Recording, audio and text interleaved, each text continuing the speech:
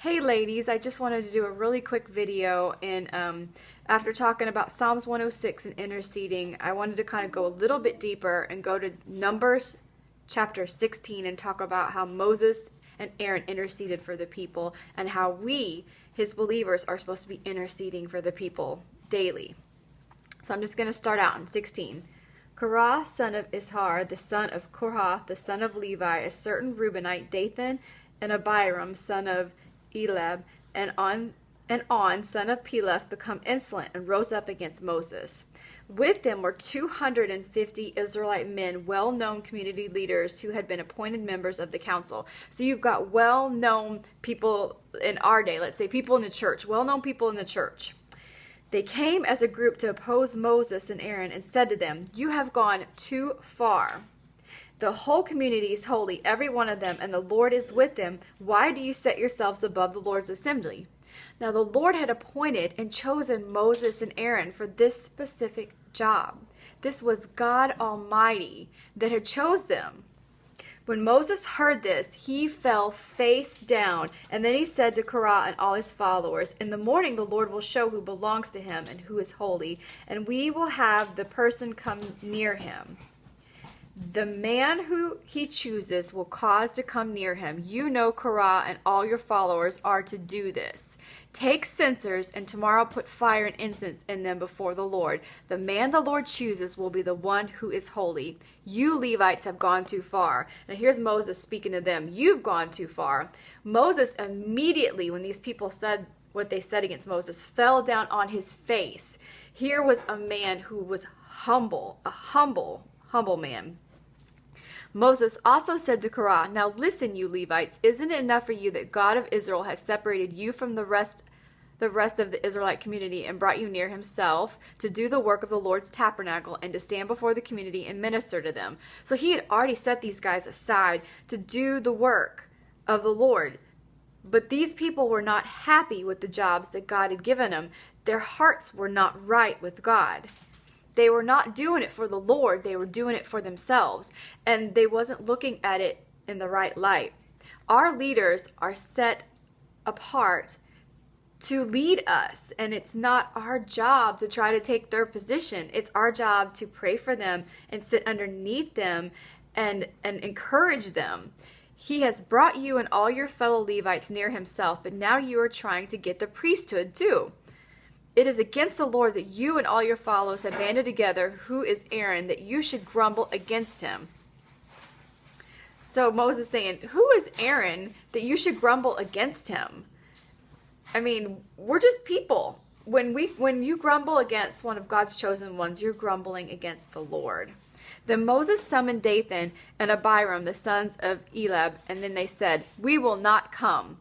Isn't it enough that you have brought us up out of the land flowing with milk and honey to kill us in the desert, and now you want to lord it over us? Moreover, you haven't brought us into the land flowing with milk and honey, or given us inheritance of field of vineyards. Will you gorge out the eyes of these men? No, we will not come." So here, Moses is their leader that God set aside to do this calling, and these people are rebelling against not just Moses, but God Almighty.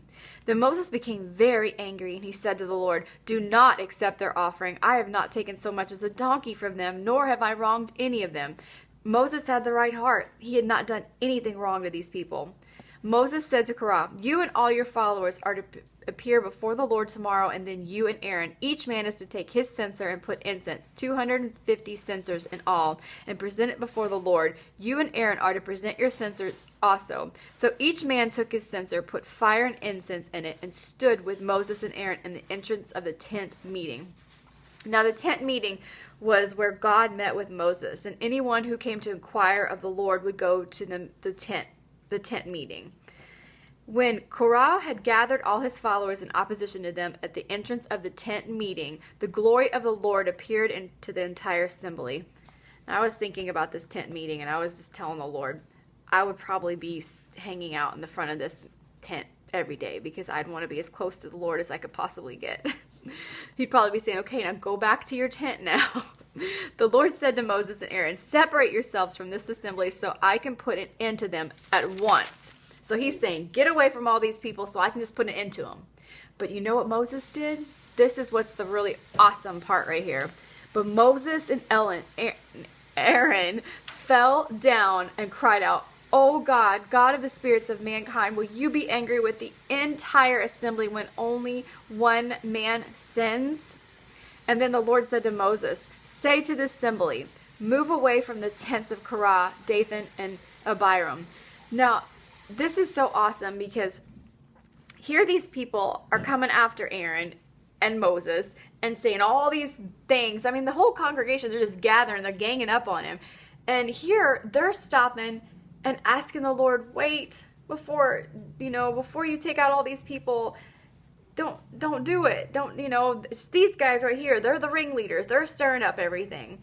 And the Lord in his mercy listened to Moses. Just like he listens to us when we go before him and plead for people. Now Moses got up and went to Dathan and Abiram, and the elders of Israel followed him. He warned the assembly, "Move back from the tents of these wicked men. Do not touch anything belonging to them, or you will be swept away because of their sins." So they moved away from the tents of Korah, Dathan, and Abiram, and Dathan and Abiram had come out and were standing with their wives, children, and little ones at the entrance of their tents. Then Moses said, "This is how you will know that the Lord has sent me to do all these things, that it was not my idea." Moses is saying, this was not my idea. God called me and set me aside to do this. You're not sinning against Moses, you're sinning against the Lord. If these men die a natural death and experience only what usually happens to men, then the Lord has not sent me. So here's a sign. The Lord's going to show who is set aside for him and whose heart is right and who is not. But if the Lord brings out something totally new and the earth opens up its mouth and swallows them with everything that belongs to them, and they go down alive into the grave, then you will know that these men have treated the Lord with contempt. As soon as they finished saying all this, the ground underneath them split apart, and the earth opened its mouth and swallowed them. With their households and all of Korah's men and all their possessions, they went down alive into the grave with everything they owned, and the earth closed over them. And they perished and were gone from the community. At their cries, all the Israelites around them fled, shouting, "The earth is going to swallow us up too." And fire came down from the Lord and consumed 250 men who were offering the incense. Then the Lord said to Moses, "Tell Eleazar, son of Aaron, the priest, to take the censers out of the smoldering remains and scatter the coals some distance away from the censers are holy. The censers of the men who sinned at the cost of their lives.